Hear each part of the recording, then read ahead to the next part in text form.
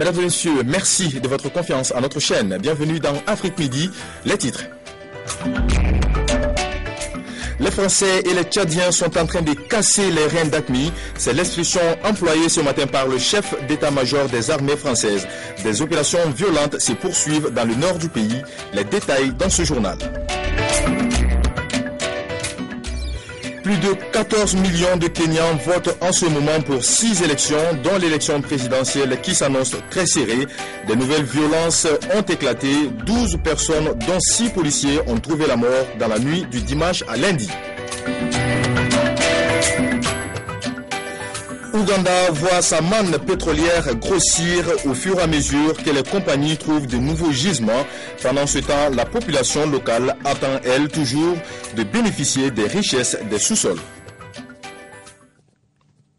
Merci de nous suivre dans cette édition. Nous ouvrons cette édition avec la France et les Tchadiens qui sont en train de casser les reins d'AQMI, annonce faite aujourd'hui par le chef d'état-major des armées françaises. En ce moment, loin des caméras des journalistes, les opérations qualifiées de très violentes se poursuivent dans l'extrême nord du Mali. Depuis 2 semaines, c'est ici, dans le massif des Iforas, que l'armée française et ses alliés affrontent les islamistes. Ces montagnes arides ne dépassent pas 900 mètres d'altitude. Elles se trouvent au nord-est du Mali. Les combats se concentrent dans une zone de 25 km sur 25, au milieu du massif. Les djihadistes les plus radicaux en ont fait leur sanctuaire, mais ils sont désormais encerclés par 1200 soldats français et 800 militaires tchadiens. Au nord, la fuite est difficile. L'Algérie a fermé sa frontière. Impossible de savoir combien sont les islamistes, mais ils défendent leur position jusqu'à la mort. Ce qui caractérise les groupes terroristes auxquels on est confronté actuellement, c'est leur fanatisme. C'est-à-dire manifestement leur objectif est de nous infliger un maximum de pertes.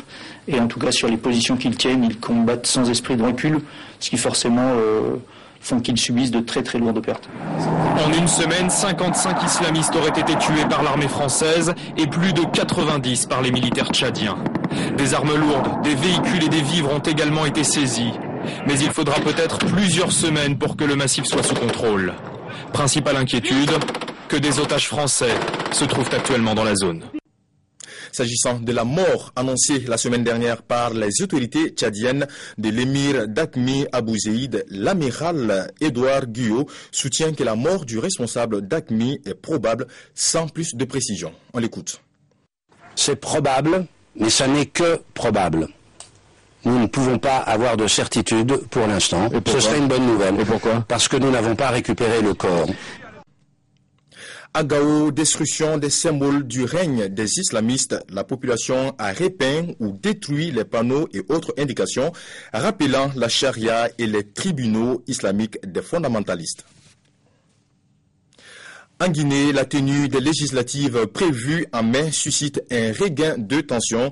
6 personnes ont été tuées et plusieurs blessées depuis mercredi lors des heurts entre forces de l'ordre et manifestants qui réclamaient le report du scrutin.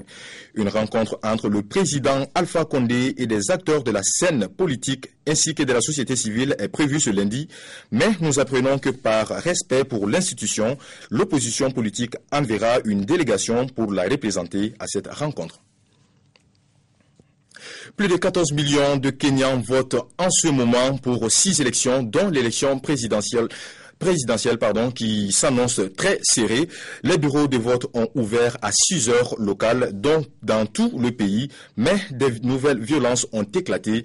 12 personnes, dont 6 policiers, ont trouvé la mort dans la nuit de dimanche à lundi. Une scène de chaos dans un bureau de vote de la capitale. Impatiente, la foule fait céder les portes restées fermées à l'heure du début du scrutin.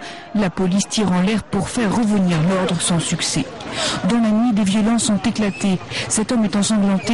Il se dit victime d'une attaque perpétrée par des hommes armés, des gangs ou une milice qui, selon lui, veulent semer le trouble en ce jour d'élection. Un groupe d'hommes armés de machettes m'a attaqué. Ils m'ont blessé. Ils m'ont dit qu'ils avaient été payés et envoyés par des hommes politiques pour perturber le scrutin. Une attaque qui a fait aussi plusieurs morts, des policiers déployés pour garantir la bonne tenue du scrutin. Dans le district de Kilifi, des individus armés de machettes ont attaqué un bureau de vote, faisant plusieurs morts parmi les civils. Il y a 5 ans, des violences post-électorales avaient fait plus d'1 millier de morts et 600 000 déplacés. Des affrontements entre partisans des différents candidats mêlés à des affrontements interethniques. Il y a 2 favoris dans la course à la présidence, Uhuru Kenyatta, accusé de crimes contre l'humanité par la Cour pénale internationale dans les violences de 2007, et Raila Odinga, aujourd'hui Premier ministre et candidat malheureux aux dernières élections. Dans ce contexte de scrutin tendu, il tente de jouer l'apaisement. J'accepterai les résultats et je féliciterai le vainqueur. La commission électorale aura un rôle déterminant dans la période post-électorale. En livrant des résultats rapides et transparents, elle limitera les risques de déclenchement de nouvelles violences. Et cette information en brève, les autorités béninoises affirment avoir déjoué un coup d'État le 22 février dernier. Un commandant de la gendarmerie et un civil ont été arrêtés dans cette affaire. D'après le procureur de la République, Justin Benameto, il aurait tenté de commettre un attentat pour empêcher le retour du président Yahya Boni, qui était en déplacement à l'étranger, et donner le pouvoir à un groupe militaire. Triste anniversaire ce lundi 4 mars à Brazzaville au Congo. Il y a tout juste un an, des explosions dans un dépôt d'armement à Mpila ont fait plus de 282 morts. Ce lundi, le pays s'apprête à vivre une grande cérémonie de recueillement en présence du président Denis Sassou Nguesso sur le site de l'explosion. Pour en parler avec nous depuis Brazzaville, Alain Chungou, notre correspondant dans la ville. Bonjour Alain. Bonjour, Kaba Diakité. Alors, Alain, après le drame, un an après le drame, qu'est-ce qui a changé littéralement dans le pays? Bon, on peut dire que pas grand-chose, hein. On dit pas grand-chose parce que la majorité des sinistrés est encore dans les sites. Alors qu'il y a une minorité qui a pu trouver des logements. Ça, c'est la première chose. La deuxième chose, ce qui a changé, on a dédommagé ceux qui ont perdu des parents à hauteur de 25 millions de francs CFA. Ce qui a changé, c'est qu'on a donné à chaque victime et à chaque sinistré une aide de 3 millions de francs CFA. Bon, c'est pas vraiment grand-chose. Ce qu'il faut dire, ce qui est important de dire aujourd'hui, c'est que la plupart des sinistrés, ceux qui sont vivants, attendent encore beaucoup de l'État. Ils attendent beaucoup, notamment à des dédommagements de leurs biens, parce que beaucoup ont perdu leur maison. Donc aujourd'hui, le jour où on est en train de commémorer ce premier anniversaire de cette sinistre situation, la situation des Congolais encore ici est toujours dramatique, en tout cas pour ceux qui ont été des victimes. Merci Alain pour toutes ces précisions. Ok, merci Kaba. Ok, nous continuons dans cette édition direction l'Ouganda maintenant, qui voit sa main pétrolière grossir au fur et à mesure que les compagnies trouvent de nouveaux gisements. Total annonce ainsi de nouvelles explorations fructueuses, mais la population locale entend, elle, toujours de bénéficier des richesses des sous-sols. Nous sommes au nord de l'Ouganda, dans la région du lac Albert. Une zone riche en pétrole, convoitée par les multinationales. Le groupe français Total a obtenu une licence il y a 1 an pour exploiter un site à Pakwach. Vous ne verrez aucune image, juste le camp de vie au loin. Nos caméras ne sont pas les bienvenues. Total affirme avoir déjà recruté 640 Ougandais. Mais chez les villageois alentours, la colère monte. Il n'y a pas de travail pour eux chez Total. Nous demandons à ces gens pourquoi vous ne recrutez pas nos jeunes ici. Et pourquoi vous ne les formez pas comme ceux que vous recrutez dans d'autres tribus, dans la capitale, à Kampala. Espoir déçu pour les jeunes de Pakwach. Ici, peu de perspectives à part l'agriculture et la pêche. Et encore, difficile d'en vivre sans moyen de transport fiable pour vendre les légumes, la viande ou le poisson sur les grands marchés. Les villageois comptaient sur Total pour écouler leur production, mais là encore, c'est la désillusion. Les gens ici ne sont pas assez qualifiés pour fournir de bons produits, des denrées agricoles, de la nourriture comme des pommes de terre. Pour nous ravitailler en viande, c'est compliqué parce que Total respecte des normes internationales et ici, les communautés locales ne peuvent pas les respecter. On l'aura compris, pétrole ne rime pas vraiment avec pactole pour les villageois de Pakwach. Et les retombées tardent aussi au niveau national. Il faut dire que la loi sur le pétrole est bloquée depuis 2 mois au Parlement. Malgré les appels du président ougandais, les députés n'en démordent pas. Pas question d'encourager la cooption en laissant le ministre de l'Énergie attribuer seul les licences d'exploitation. Conséquence, la production pétrolière prend du retard. Total a dû reporter sa première livraison de brut à 2017. Allons à présent à la découverte du métier du journaliste reporter d'image, communément appelé JRI. Mi-journaliste, mi-caméraman, ils ont un double rôle avec naturellement un double effort, avec au final 2 mots d'ordre, la passion et le sérieux. Je vous propose l'exemple d'un journaliste JRI de la chaîne 2M du Maroc qui fête ses 24 ans ce lundi 4 mars. Abdelfatah Moumen est journaliste reporter d'image. Avant d'aller sur le terrain, il doit d'abord vérifier son matériel avec le magasinier. La première chose à faire avant de sortir, c'est de vérifier si le matériel fonctionne bien. La responsabilité du JRI est double, elle est technique et éditoriale. Il faut que le matériel soit en bon état afin de permettre aux journalistes reporters d'image de se concentrer sur son sujet. Il est 8h30, l'heure de sortir de la chaîne vers le lieu du tournage.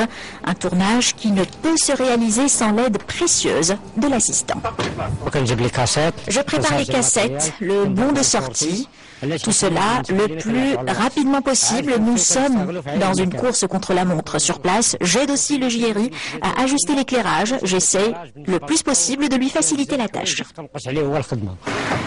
Direction le tribunal de première instance de Casablanca. Moumen couvre aujourd'hui le lancement du service du guichet électronique de commande en ligne de l'extrait du casier judiciaire. Sur place, c'est lui-même, épaulé par son assistant qui fait les interviews. Ici, en l'occurrence, avec le ministre de la Justice et des Libertés, Mostafa Ramid. Une fois tous les éléments du reportage recueillis, l'équipe du tournage rentre à la chaîne. Avant de commencer le montage, le JRI fait une mise au point avec la rédactrice en chef principale, Fadela Anwar. De 15 minutes de rush, il doit faire un montage d'1 minute 20, durée moyenne d'un sujet du JT. Ensuite, il écrit son texte et pose sa voix sur les images dans la salle de mixage. Midi 45, l'heure du premier rendez-vous d'information de la journée, Moumen revient dans la salle de rédaction pour regarder son sujet. Je ressens un grand soulagement après le passage du journal. La responsabilité du JRI est très lourde. Il est responsable de la qualité de l'image et de la structure de son sujet.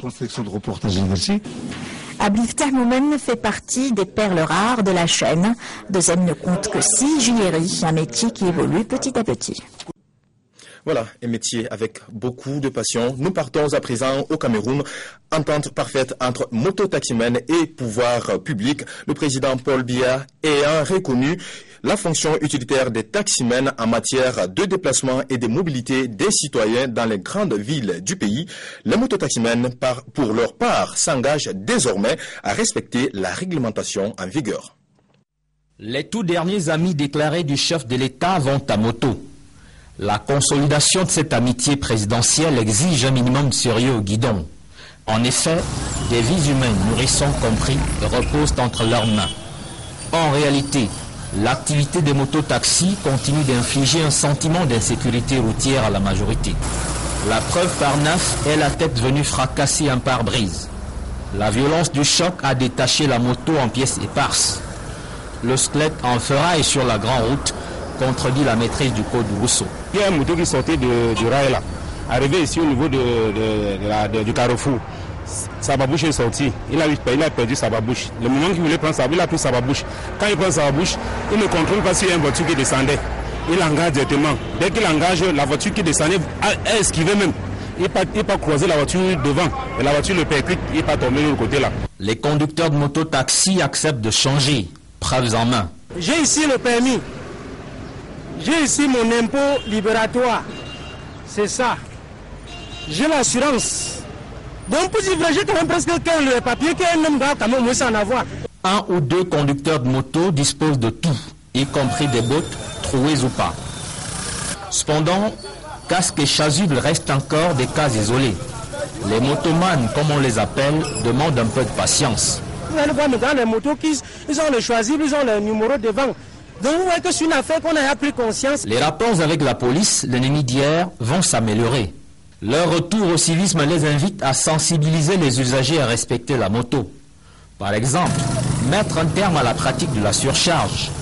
Il leur appartient aussi de demander aux femmes d'éviter d'aller à moto de manière fantaisiste, car elles pourraient tomber à la renverse au moindre coup brusque et offrir un spectacle évitable. C'est tout pour Afrique Midi. Merci de l'avoir suivi. À très bientôt sur notre chaîne. Au revoir.